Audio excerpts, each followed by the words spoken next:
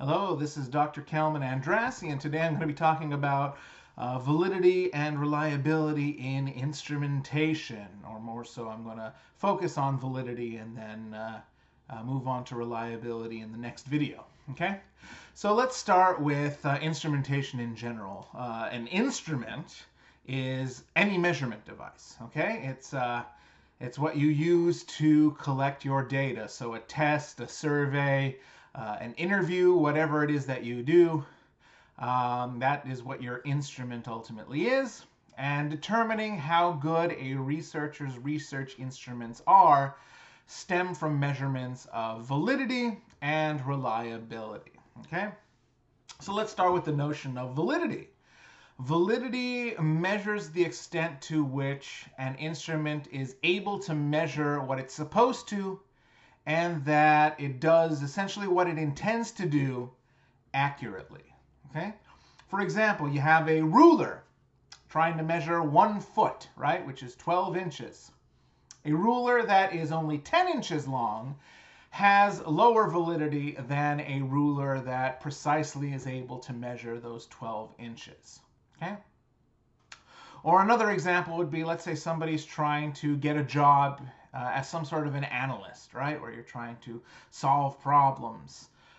It would make a lot more sense to give that person a test on problem solving during a job interview than it would be to give them a spelling test or a typing test or something like that. Both of those being, of course, less important and less valid a measurement of what they would actually be doing on the job. Okay? Now, reliability is sort of the flip side. It examines whether there is consistency in the observations and the measurements done by the research instruments over time and in a variety of different circumstances, and in the case of social sciences, social concepts, or contexts, rather. So we'll cover that information in the next video, but it's all about repeatability, essentially. Repeatability in the measurement of the data using the same instrument. Okay, so let's jump back to that topic of validity. There are really multiple facets that sort of need to be covered in discussing validity. Okay, there are several broad categories of validity. There's judgment validity, empirical validity, and the hybrid judgment empirical validity. You kind of need to take all those into consideration in determining just how valid your instrument really is. So let's go ahead and dive into this and start with judgment validity measures. Now, judgment validity tends to be more subjective, and it's based on the judgment of those that are actually doing the, or rather that are utilizing the instrument, I should say. So we have two main types of judgment validity, which are content validity and face validity. With content validity, you're trying to ensure that the content itself is being measured appropriately based on the logic behind that content. In short, you're trying to ensure that the appropriate breadth and depth of the content is being measured. So let's take, for example, classical theory, which might be related to your understanding of social scientific research, right? You want to be able to have both a breadth and depth of knowledge of classical theory if you're going to be tested on it, say, for your final exam, right? So one part of it might be knowing the breadth of all the sociologists that make up classical theory, or that are usually covered in a classical theory class. So you've usually got Emil Durkheim in there, Max Weber, Karl Marx. You might have a little bit of Comte and some of the other major thinkers as well, but usually it's those three individuals, Durkheim, Weber, and Marx, that are most extensively covered in a classical sociological research class. So that's the breadth of that, to know those particular individuals and generally what they're all about. Durkheim usually represents positivism, the more scientific approach to understanding sociological concepts. Weber is usually discussed in the same breath as interpretivism. looking at more of the subjective interactions between individuals. And then Karl Marx is talked about in the context of critical theory, where he's examining the power dynamics between various groups of individuals. Okay, so that would be the breadth of topics in classical theory.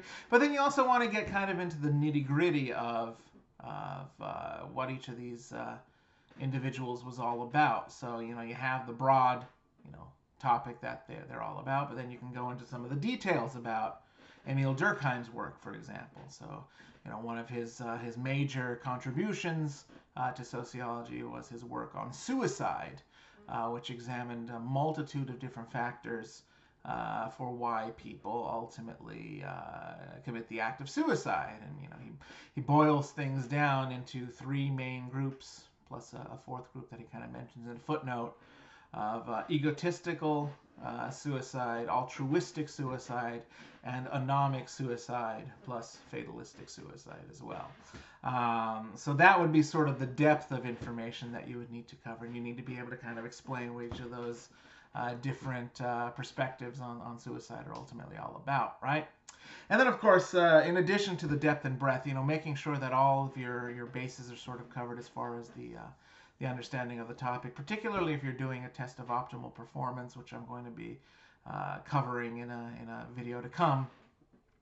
But the idea there is that you want to make sure that you can demonstrate knowledge of the various theories and specifics of the theories in a multitude of ways. Not just giving definitions and spitting back knowledge like that, but also actually applying some of those theories in a problem-solving capacity and things like that. That would be more examples of how you're demonstrating content validity by covering kind of the gamut of different ways of approaching and understanding the content that's being covered. Okay. And then we move on to face validity, which is the other type of judgment validity, and that's basically how appropriate an instrument actually is on its face, okay? So how can I explain this? Imagine that you're getting trained to become a pilot, okay? You can participate in the two-dimensional flight simulator, that scrolls from left to right, or you can participate in a three-dimensional flight simulator. On its face, of course, that three-dimensional flight simulator is going to be more like actually flying a plane than the two-dimensional version would be, right? So on its face, the three-dimensional simulator is more valid than the two-dimensional simulator. Now, that being said, the way that face validity is usually used is that some researchers will intentionally provide low face validity in order to get at information that might otherwise be embarrassing or that individuals wouldn't normally want to talk about. So an example of that would be to lower the face validity of various drugs, for example, in order to get at the notion that somebody uses a drug that, is used to treat some sort of an embarrassing condition like erectile dysfunction, right? So you have like a list of different drugs, aspirin, I don't know, some heart medications out there like atorvastatin or something like that, maybe a drug for asthma, maybe a drug for diabetes, and then you have Viagra on that list, right? Now, you don't want to necessarily straight up ask somebody if they have erectile dysfunction. It is an embarrassing thing to most people and not necessarily the most socially desirable of conditions to have. So instead of flat out asking somebody that whether or not they have that particular condition, you ask them if they use Viagra, right? And that kind of masks the embarrassment a little bit, especially when it's within the broader context of a list of different medications. Okay.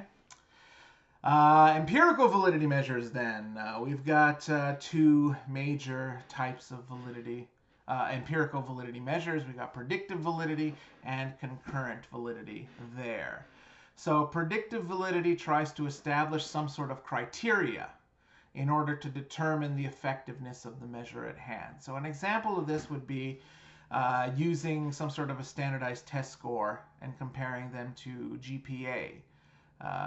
For example, like the SAT and how it relates to future GPA of students that have taken the SAT. So the idea there is that the more valid your instrument, it means that if a person gets a higher standardized test score, then their GPA is going to be higher after the fact, and the lower their standardized test score, the lower their GPA is going to be. And of course, when we talk about tests of optimal versus typical performance, we're gonna talk about standardized aptitude tests like the SAT, and why it's not necessarily the most valid instrument for measuring future performance in college. Okay. Then we also have concurrent validity, which is a lot like predictive validity, except it's when the test and the criterion are basically established at the same time and collected at the same time. So, an example of this would be like a new test is developed, right? And you're going to use, a particular score that's determined to be adequate for understanding the topic, kind of just, established at the same time as the test was developed, in order to see if individuals meet that basic standard for that test. Okay, and then the last type of validity is sort of the hybrid, known as judgment empirical validity, and it incorporates some of those subjective elements from the judgment validity measurements to more of the objective measurements in the empirical validity type of constructs. So the main type of judgment empirical validity is known as construct validity. So in order to understand that, you have to understand what a construct is, and it's very popular in the social sciences. Basically, a construct is a means of operationalizing a variable by the behaviors that are associated with that variable.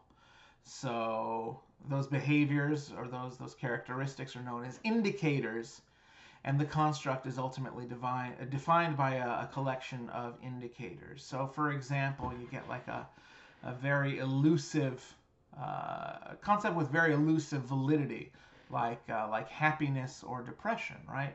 How do you determine that somebody is happy? Well, okay, maybe they have a smile on their face. Is everybody who smiles necessarily happy? No. Can people be unhappy and still smile? Sure, absolutely.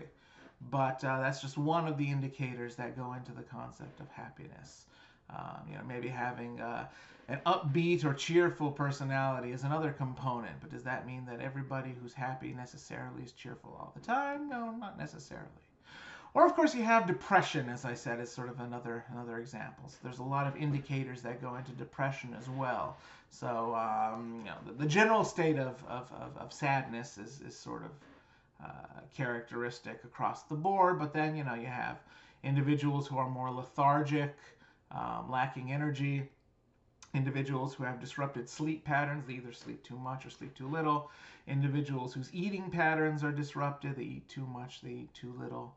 A flat effect while speaking is also very characteristic of some types of depression, right?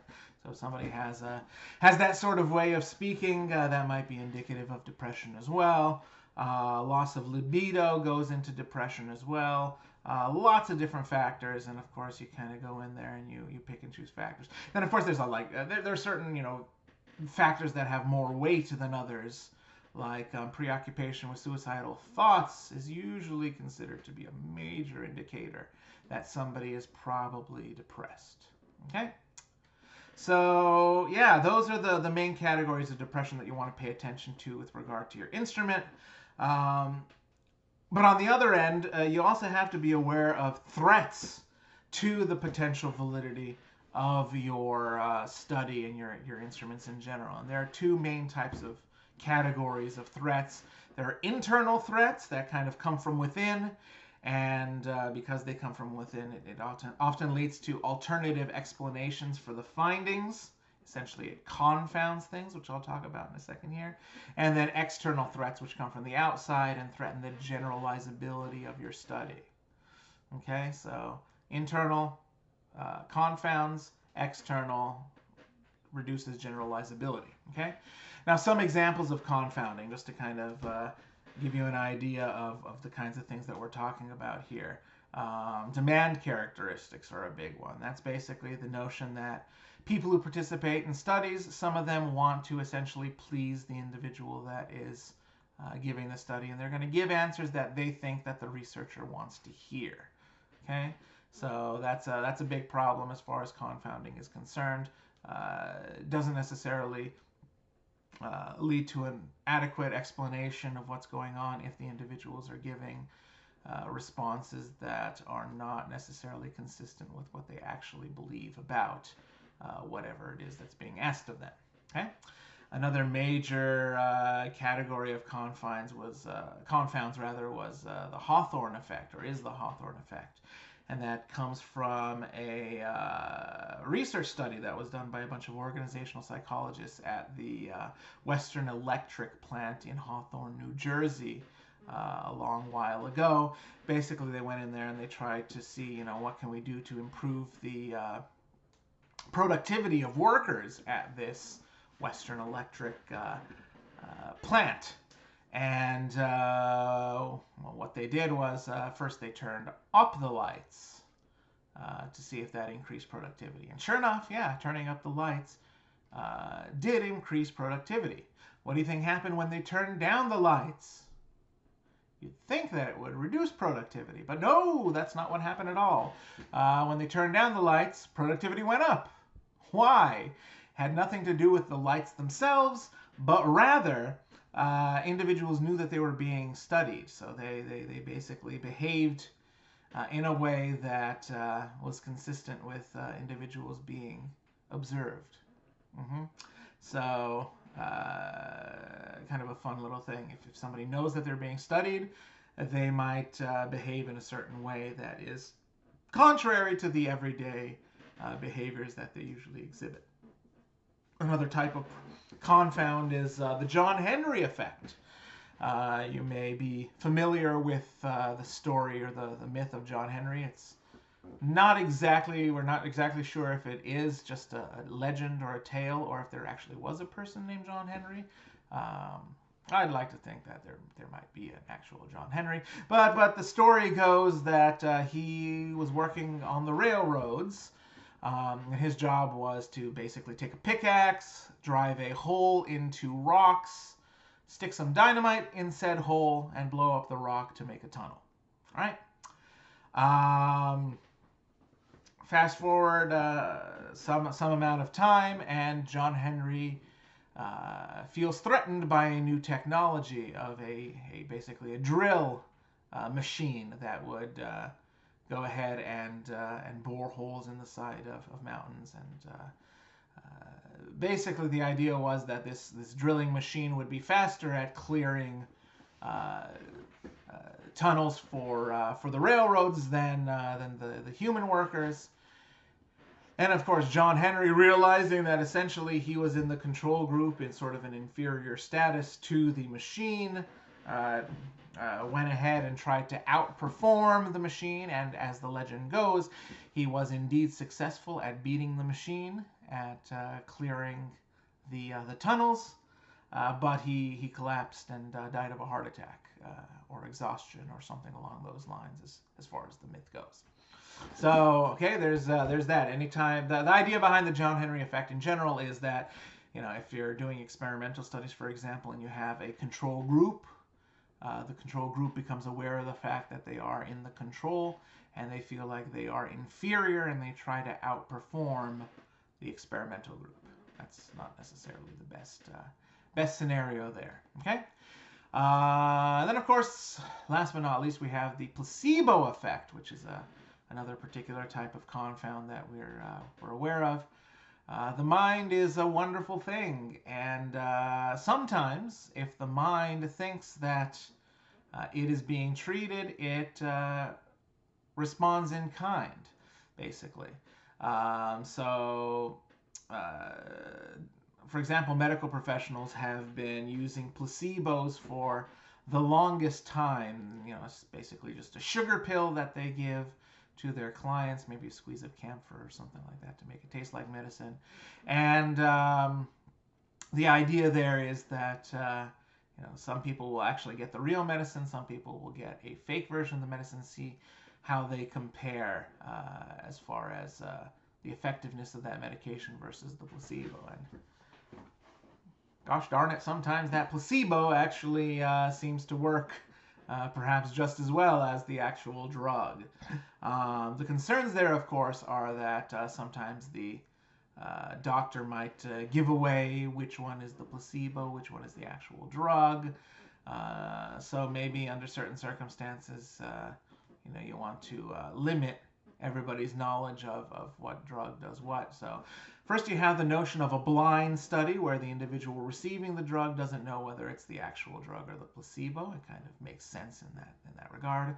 But then you also have the notion of a double blind where neither the person administering the drug nor the person that receives the drug necessarily know which drug is which. For example, you might put one drug, the actual drug, in a blue box and then the fake drug in a red box, right? And neither group necessarily knows which one is which. Only the person conducting the research that gives it to the person that's administering the actual medication in that particular sense. And of course, placebos aren't necessarily just limited to medicine. You can have a placebo in a social scientific setting as well. Some sort of an alternate treatment that you're supposed to be comparing to the new type of treatment. Okay? So back on the topic of internal and external threats to validity. As far as the internal threats, you've got a lot of different things that could potentially impact how valid your study is going to be. So the first threat to validity is history. Okay? So anytime that you're making measurements over a period of time, there could be something that happens in between your initial measurements and your last measurements, or in between a pre-test and a post-test. We're going to talk about experimental designs in a little bit here as well in a couple of videos. But the idea is that at some point something happens and it drastically changes the way things work. So for example, let's say you're trying to see how effective a new history class is at teaching the Civil War or something like that, okay? And while the class is going on, one of those major premium cable television channels goes ahead and releases a Civil War drama, akin to some of the major blockbuster hits of recent years, like Mad Men and Game of Thrones and things like that. And all of a sudden, everybody's watching this fantastic show about Civil War history that also happens to be very historically accurate and very informative. Okay? Now the question is, do the people perform well on the history test because of the class that they took, or is it because they watched this new fantastic television series, right? You got something that kind of happened in between that may influence the behaviors or the opinions or the aptitude of individuals that are being studied. Okay, that's what history is all about. There are certain historical events or certain things that happen in between measurements that could affect the overall results that you're seeing. Okay. Maturation is another major internal threat to validity. Anything that takes time to measure, again, I'm going to talk about experimental and non-experimental designs and cross-sectional versus longitudinal designs and things like that. But anytime that a significant amount of time passes from the start of a study to the end of the study, you have the risk of maturation. And that's the general notion that people get older and wiser and more intelligent over time. So anybody with experience dealing with children will know that the difference between a 2-year-old and a 3-year-old is very, very substantial indeed. And really, the difference between a 9-year-old and a 10-year-old, or even a 13-year-old and a 14-year-old, especially with regard to the kinds of things that they know and their capabilities, as far as just getting by in life, is rather significant and a very profound difference. And the same can be said really of any ages. In general, just that you get more mature, you get wiser, you get older, and you get smarter. So it's going to maybe throw a wrench in whatever it is that you're trying to measure. And it's not necessarily, whatever program or social phenomenon that you're exploring, but rather the simple fact that, a year has passed, or 5 years has passed, or 10 years has passed since the initial measurements, and people are going to respond differently 10 years in the future than they did before. Okay? Instrumentation threats. Anytime you change up your instrument, could potentially lead to significant problems. Even, very slightly modifying the wording of a particular question on a survey can result in drastically different results. So you generally don't want to change around your instrumentation. You might want to consider putting together a pilot program where you're testing things out in advance to see what kind of roadblocks you run into with regard to your instrumentation, and kind of sticking with the questions and other modes of measurement that you establish after a pilot program on the broader scale. Okay? Reactive effects of testing and pretest sensitization are another major threat to validity. So I mentioned pretests and post-tests. A pretest is where you measure the before, essentially, of a circumstance, and then the post-test is the after measurement. You see these commercials on television of the before and after. Before you get Botox, after you get Botox, how your wrinkles look, or something like that. Same thing with pretest sensitization. If you're going to be administering a test or making some sort of an observation prior to the implementation of some sort of an experimental condition or something like that, just know that your initial observation, if it is a test, for example, can potentially affect the post-test. You're asking people a bunch of questions, and maybe it's an aptitude related thing that you're asking people statistics question before administering a new type of statistics class. Well, the simple fact that you gave that test first in the first place, maybe people will start to think about the concepts that were on that test, and independent of the class, come up with better answers to what they give the initial time around. So that by the time the post-test rolls around, they've sort of thought about the answers that they gave on that pre-test, and they're going to change those answers to be more accurately reflective of what they meant to say rather than what they said. So that's the idea behind pretest sensitization. Anytime you give an initial test, it could influence the secondary test, kind of independently of the actual experimental condition that you're trying to implement. Okay? Mortality is yet another threat to validity. And it can be as dire as it sounds, right? Some people will die in the course of some major studies, right? Especially if you're doing research on heart disease or cancer or something like that. You can probably expect some of the individuals participating in your study to potentially have worse health effects and die and get removed from the study. But it's not just limited to death. People move away, stop participating because they're not interested in participating anymore. All sorts of different things go into this concept of mortality, and it's just the idea that people will drop out of a study that takes place over a period of time.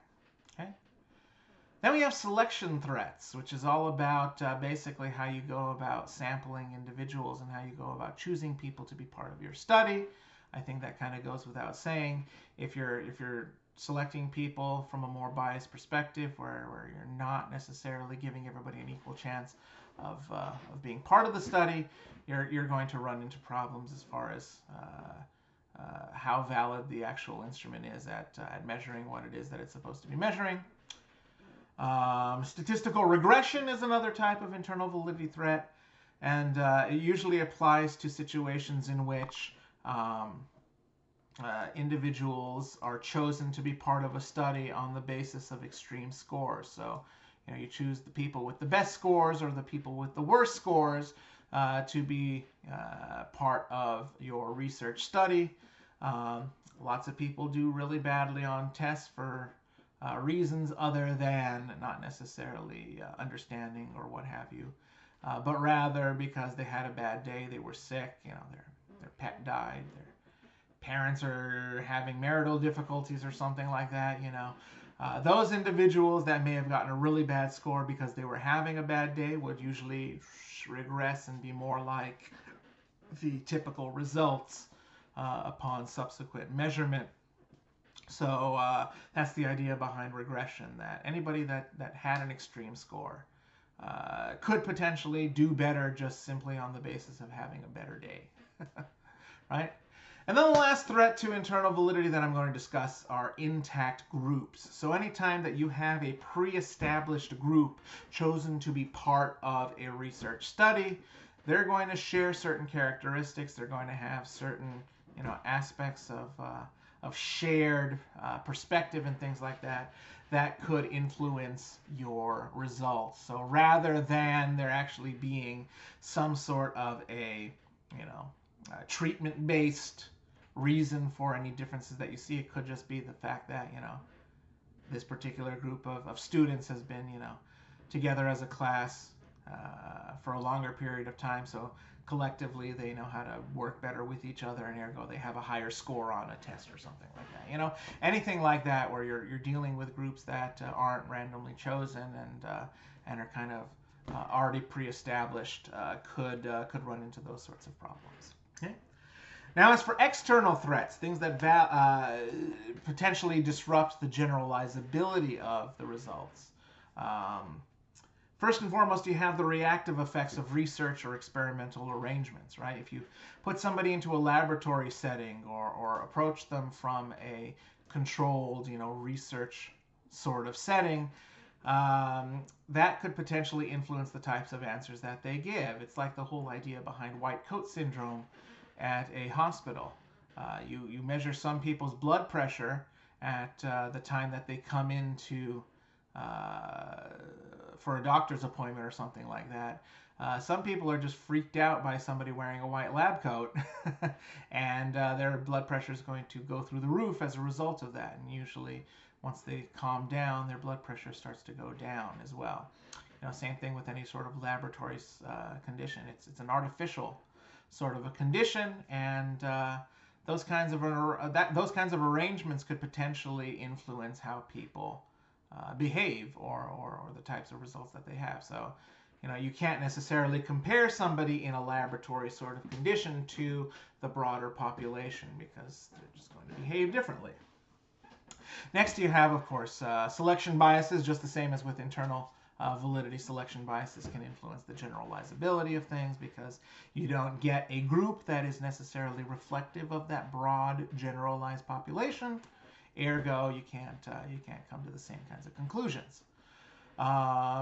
Same thing as pretest sensitization, the reactive effects of testing, also could potentially influence things externally by making it less generalizable. If you have a pretest, it's not going to be the same as if you observe somebody in sort of a natural sort of a habitat or environment, and the results are going to be different if you administer a pretest. So you can't generalize onto the broader population. Last but not least, we have multiple treatment interference, which is one of my personal favorites. And anytime you're trying to determine the extent to which a particular phenomenon affects another phenomenon, if you have multiple treatments or multiple things that could be affecting the relationships that you're seeing, you could have problems. So take, for example, a drug that deals with heart disease or something like that. You got atorvastatin, which is a particular type of heart medication. Then you have this new type of drug, let's call it andracistatin. I don't know. If somebody starts taking the atorvastatin and then also takes the andracicstatin at the same time, and you measure, how much of a change there's been in their general heart condition, uh, the question then becomes, was it the atorvastatin on its own that led to the difference?